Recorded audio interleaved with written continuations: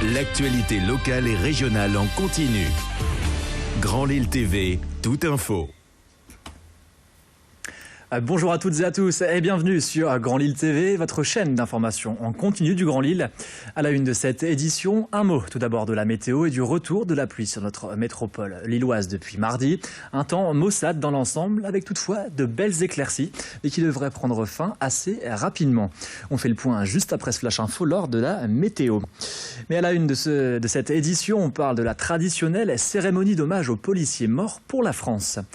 Ça se passait ce mercredi matin à Place de la République à Lille. De nombreux fonctionnaires de police comme la BAC, l'unité portuaire de Dunkerque et son bateau, ou encore les CRS, la police scientifique et la PJ avaient fait le déplacement.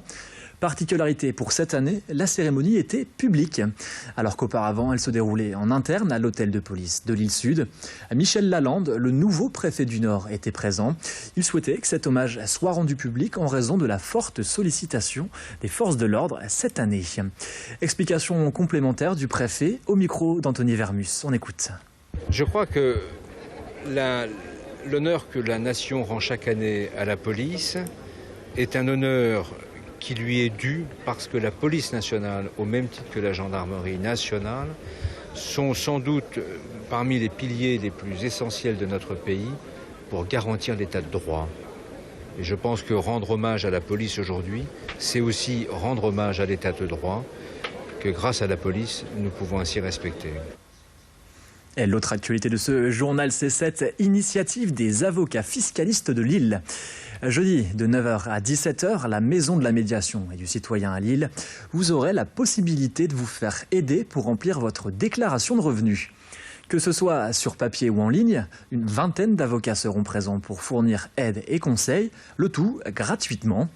Et pour les plus angoissés, vous avez également la possibilité de prendre rendez-vous avec un avocat fiscaliste dans les hôtels de ville de Roubaix, Tourcoing, M ou encore Saint-André. Une initiative à saluer à l'heure où remplir sa déclaration relève souvent du casse-tête. Je vous propose d'écouter tout de suite maître Vincent Potier, bâtonnier au barreau de Lille, qu'a rencontré pour nous Anthony Vermus. Nous réalisons cela au niveau national par le biais de la conférence des bâtonniers et ça doit faire une bonne dizaine d'années désormais que nous participons à cette journée. Les citoyens sont tout à fait contents de pouvoir avoir une aide, une assistance par un avocat, c'est-à-dire quelqu'un qui est soumis au secret absolu et donc à qui j'ai la possibilité de m'ouvrir sur un certain nombre de questionnements, d'angoisses, et que nous puissions donner aux clients les réponses aux questions qui les taraudent. Et on enchaîne, on évoque ce projet de loi visant à simplifier les démarches concernant le changement de prénom. Une bonne nouvelle pour les personnes qui souhaiteraient changer de nom, mais qui sont parfois découragées par les longues procédures à suivre.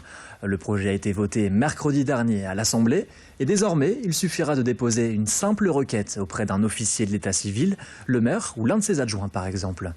La seule condition pour changer de prénom, le motif doit être légitime.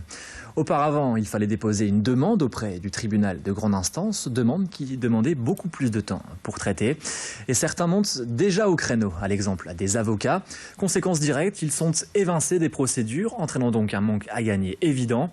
Maître Dieu, avocat en droit de la famille, estime que cette avancée juridique entraîne même des effets pervers. Il craint des demandes non légitimes en augmentation et donc, logiquement, une charge de travail plus importante par la suite. On écoute l'avocat qu'a rencontré Céline Huret. Donnant la compétence à l'officier d'état civil, je pense que dans les grandes villes, ça ne posera pas de difficulté parce que les officiers d'état civil sont très compétents en la matière et ont au moins une formation, un minimum juridique. Maintenant, pour les petits villages et dans le nord de la France, on en a extrêmement beaucoup. Concrètement, on va assister à ce que des officiers d'état civil vont accepter les demandes de changement de prénom, alors même qu'il n'y a pas d'intérêt légitime et que ça ne serait pas passé si c'était devant un juge. Effectivement, il y a à mon avis, des petits villages où, quand on est à 300 ou 400 personnes dans le village, on connaît l'officier d'état civil qui va être en charge de cette problématique. Et donc, concrètement, à mon sens, il peut y avoir certains, on va dire, accidents. Et chaque année, sachez que ce sont 2600 à 2800 demandes de changement de prénom qui sont enregistrées. On enchaîne et on termine en évoquant cette pratique qui fait de plus en plus d'émules. Arrivé en France il y a tout juste une quinzaine d'années, le canicross, qui consiste en une course accompagnée de son chien à la côte, surtout dans le Nord. L'ASLA, une association des sports et loisirs arlésienne, propose des entraînements en groupe, que ça soit à pied ou à vélo. L'association est d'ailleurs la seule dans le Nord à proposer le canicross à ses 90 adhérents. Une discipline sportive qui permet de tisser un lien particulier avec son chien.